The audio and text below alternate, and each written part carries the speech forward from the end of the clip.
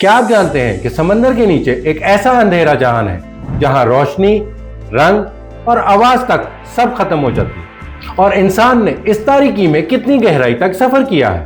جب آپ سمندر میں 200 میٹر گہرائی تک پہنچتے ہیں تو آپ داخل ہوتے ہیں ٹوائلٹ زون میں، جہاں روشنی صرف ہلکی سی باقی رہتی ہے لیکن فوٹو سینتھیسس ختم ہو جاتی ہے۔ 1000 میٹر کے بعد آتا ہے مڈ نائٹ زون، مکمل اندھیرا، سردی اور وہ دباؤ جو انسان کو کچل سکتا ہے۔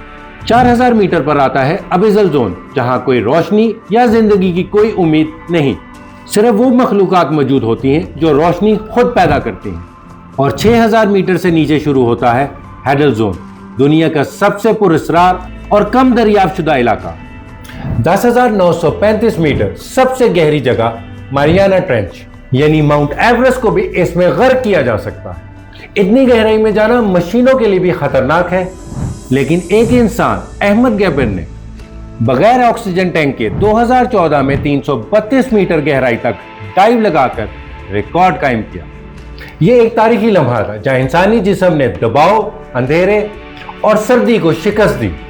ہماری زمین کا 80% سمندر آج بھی ہم سے انجان ہے، اور ہر گہرائی ایک نئی دنیا ہے۔